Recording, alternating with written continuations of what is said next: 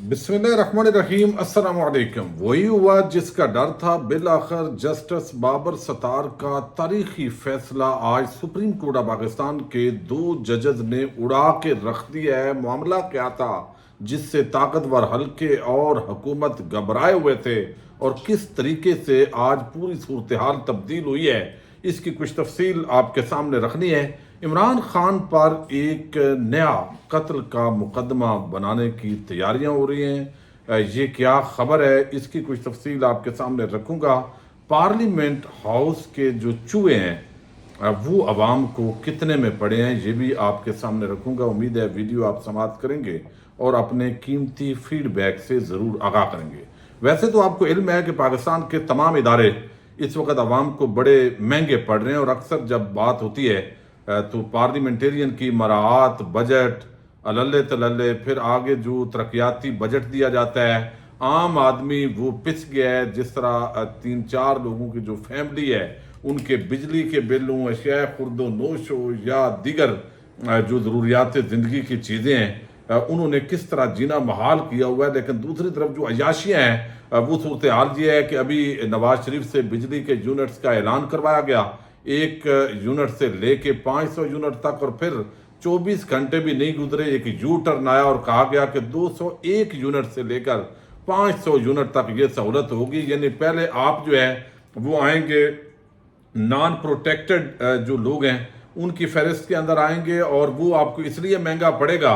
यानी गरीब आदमी तो एक 200 यूनिट यूज़ करेगा, 300 यूनिट यूज़ करेगा, उसको रिलीफ नहीं मिला, बल्कि उससे जो ऊपर है उनको वो रिलीफ दिया गया। अब वो जब नॉन प्रोटेक्टेड कैटेगरी के अंदर आएंगे तो फिर अगले 6 महीने वैसे ही उनको बिल ज़्यादा आएगा। अजीब किस्म के ड्रामे और फनकारियाँ जो है वो होती हैं। अच्छा, अब यहाँ पे जो है वो पार्लियामेंट के हवाले से खबर ये है कि देखें, वो सारी चीज़ें तो अपनी है, लेकिन खबर आज ये है कि पार्लियामेंट हाउस से चूहे पकड़ने के लिए 12 लाख का बजट अप्रूव कर दिया गया है। चूहों के सदेबाब के लिए निजी कंपनीज की खिदमात लेने का फैसला, पेशकश तलब करने की मंजूरी। कौमी असम्बली और सेनेट सेक्रेटरीट ने CDA को चूहों के सदेबाब की हदायत कर दी है। अब ये देखें, वैसे ही ये चूहे पाकिस्तान को कितने में पड़ रहे हैं, यानी 12 लाख का अब ये ठेका हो रहा है इन चूहों का। तो इसी तरीके से सारे यानी मामलात जो है वो होते हैं। अच्छा, अब यहाँ पे एक और बड़ी अजीब किस्म की सूरत हाल है। आपको याद होगा कि क्वेटा के अंदर एक अब्दुल रज़ाक शर, उनका मर्डर हुआ और वो मर्डर उस वक्त इमरान खान पर डालने की कोशिश हुई और उसके अंदर चूंकि कोई सबूत नहीं थे और वो मामला उड़ गया था।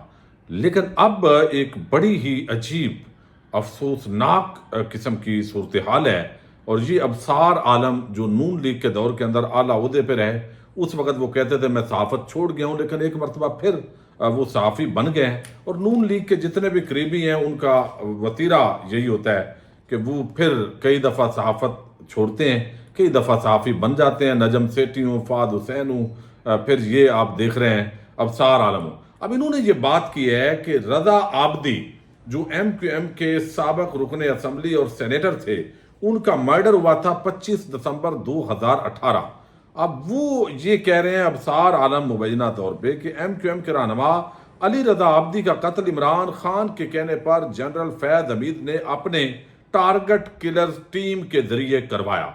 अब ये बड़ा एक अफसोसनाक किस्म का इल्ज़ाम है। अगर इस पर इमरान खान के खिलाफ मुकदमा बनाया जाता है, अब ये बुनियादी तौर पर जो डिफेंस का इलाका है ख़ियाबान गाजी, उनकी रैशगाह के अंदर वो इंटर हो रहे थे 2018 में, उस मौके पे उनको जो है वो निशाना बनाया गया, गोलियां मारी गई और फिर उसके अंदर कुछ लोग रुपोश हैं, कुछ जो है उनको सजा भी हुई है। लेकिन बहरहाल अगर ये इस तरह का कत्ल का मुकदमा अगर इमरान खान पर डाला जाता है तो आप अंदाजा करें कि कितना ये अफसोसनाक मकाम होगा। दूसरी तरफ एक बड़ा मामला पिछले कुछ 1-2 सालों के अंदर हमने देखा कि ख़ास तौर पर जब इमरान खान की जो हुकूमत है वो गई तो उसके बाद बहुत सारी ऑडियो लीक्स आई। कुछ तो ऐसे जो है वो एक्स पर, ट्विटर पर अकाउंट्स बन गए थे जहाँ से रोज़ खबरें आती थी कि आज फलां की ऑडियो लीक हो रही है। साकिब निसार की जो ऑडियो लीक हुई वो पकड़ी गई और अदालत के अंदर पेश नहीं की गई, चूँकि वो उनकी तकरीरों के मुख्तलिफ हिस्से थे जो जोड़े गए थे।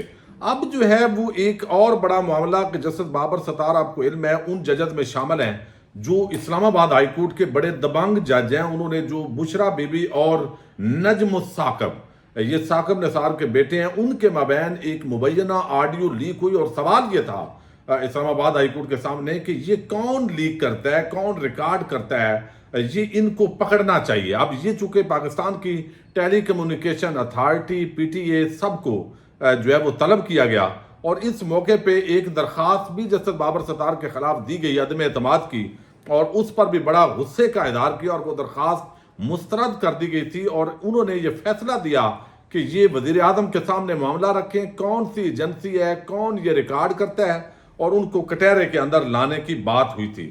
اب اس کے اندر جو ہے فیصلہ یہ ہوا تھا سنگل بینچ کا کہ یہ کیا جائے، لیکن اب جو ہے وہ اس کے اندر وفاقی حکومت نے سپریم کورٹ آف پاکستان میں درخواست دی تھی. اسلام آباد ہائی کورٹ کے سنگل بینچ نے یعنی انہوں نے درخواست کے اندر کہا کہ حقائق کے منافی فیصلہ دیا ہے، وہ ریلیف دیا جو مانگا ہی نہیں گیا. اسلام آباد ہائی کورٹ نے اختیارات سے تجاوز کیا ہے. سپریم کورٹ اسلام آباد ہائی کورٹ کا 25 جون کا آرڈر کالعدم قرار دے. جسٹس بابر ستار نے 25 جون کے حکم نامے میں لکھا یہ تھا کہ قانون کے مطابق شہریوں کے کسی قسم کی سرویلنس غیر قانونی عمل ہے. ریاست کی زیر سرپرستی قانونی انٹرسیپشن مینجمنٹ سسٹم کے ذریعے 40 لاکھ شہریوں کی سرویلنس کی ذمہ داری وفاقی حکومت پر عائد ہوتی ہے. وزیر اعظم اور کابینہ ممبران اس ماس سرویلنس کے اجتماعی اور انفرادی طور پر ذمہ دار ہیں.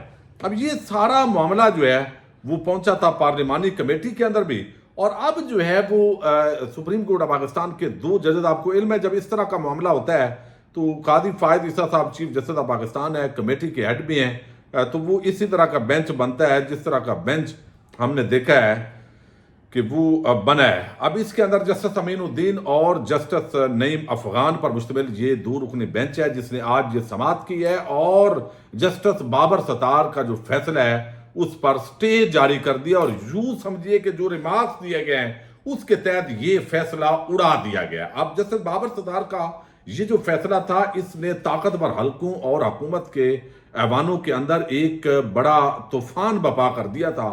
بڑی عجیب صورتحال ہو گئی تھی، لیکن سپریم کورٹ سے آج ان کو ریلیف ملا ہے. اب اس کے اندر کہا یہ گیا ہے کہ عمران خان کی اہلیہ بشرا بی بی اور سابق جسٹس ثاقب نثار ان کے جو آڈیو لیک سے متعلق سپریم کورٹ نے اسلام آباد ہائی کورٹ کے احکامات معطل کرتے ہوئے مزید کارروائی سے روک دیا ہے. سماعت کے دوران سپریم کورٹ نے کہا ہے کہ اسلام آباد ہائی کورٹ آڈیو لیک سے متعلق کیس کی کارروائی آگے نہیں بڑھا سکتی. اسلام آباد ہائی کورٹ کا 29 مئی اور 25 جون کا حکم اختیارات سے تجاوز ہے. اسلام آباد ہائی کورٹ کے بعد از خود نوٹس لینے کا اختیار نہیں. سپریم کورٹ نے وفاق کی حکومت کی درخواست پر آڈیو لیکس کیس کا ریکارڈ طلب کرتے ہوئے بشرا بی بی اور نجم الثاقب کو بھی نوٹس جاری کر دیا ہے. دوران سماعت جسٹس امین الدین خان نے استفسار کیا. یہ وہ امین الدین ہیں جنہوں نے مخصوص نشستوں کے کیس کے اندر بھی مخصوص فیصلہ صادر کیا ہے. وہ کہتے ہیں کہ ہائی کورٹ نے یہ تعین کیا ہے کہ آڈیو کون ریکارڈ کر رہا ہے، جس پر ایڈیشنل اٹارنی جنرل نے عدالت کو بتایا ابھی تک یہ تعین نہیں ہو سکا، ابھی تفتیش جاری ہے. جسٹس نعیم اختر افغان انہوں نے ریمارکس دیے ہیں کہ بدقسمتی سے اس ملک میں سچ تک کوئی نہیں پہنچتا. سچ جاننے کے لیے انکوائری کمیشن بنا، اسے سپریم کورٹ سے اسٹے دے دیا. سپریم کورٹ میں آج تک دوبارہ آڈیو لیک کیس مقرر ہی نہیں ہوا. پارلیمان نے سچ جاننے کی کوشش کی تو اسے بھی روک دیا گیا. پارلیمان کو کام کرنے دیا جائے گا نہ عدالت کو سچ کیسے سامنے آئے گا. جسٹس امین الدین نے ریمارکس کیا. اب یہ دونوں ہم خیال ججز ہیں. وہ کہتے ہیں یہ بھی تو ہو سکتا ہے کہ جن سے بات کی جا رہی ہو آڈیو بھی انہوں نے لیک کی ہو. انہوں نے سوال کیا کیا اس پہلو کو دیکھا گیا ہے؟ آج کل تو ہر موبائل میں ریکارڈنگ سسٹم ہے.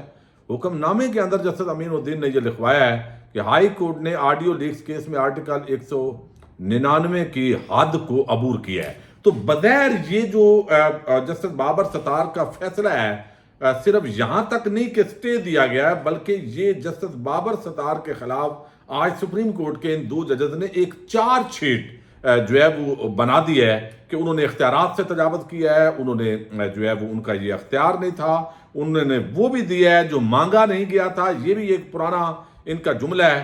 بہرحال یہ آج ایک بڑی ڈیولپمنٹ ہوئی ہے جو ایک اسلام آباد ہائی کورٹ کے جج نے یہ جو آڈیو لیکس روز ہوتی ہیں، ریکارڈ ہوتی ہیں، پھر لیک ہوتی ہیں، یہ معاملہ بظاہر ایسے لگ رہا تھا کہ تھم گیا ہے، لیکن اب شاید یہ دوبارہ سلسلہ شروع ہوگا، اور ایسے بھی لگ رہا ہے کہ جو خاص لائک مائنڈڈ ججز ہیں، ان کا جو ججز کا مزاج ہوتا ہے اس سے بھی کچھ اندازہ ہوتا ہے کہ فیصلے کیا آئیں گے۔ یہ بڑا پاکستان کے اندر ایک بدقسمتی کا فیکٹر ہے کہ یہاں پہ سمجھ آ جاتی ہے کہ کون سا جج جو ہے وہ کس طریقے سے بات کر رہا ہے، کیا بول رہا ہے۔ یہ بہرحال آج بہت بڑی ڈیولپمنٹ ہوئی ہے، اور یہ ایک آڈیو جو لیک والا معاملہ ہے، ایسے لگتا ہے کہ اس پر ایک لمبی خاموشی۔ اب انویسٹیگیشن کس نے کرنی ہے؟ حکومتی اداروں نے اب خود یہ اس انویسٹیگیشن کے جو ہے وہ اس کے اندر موجود تھے جو افغان صاحب ہیں، لیکن اس کے باوجود آپ دیکھیے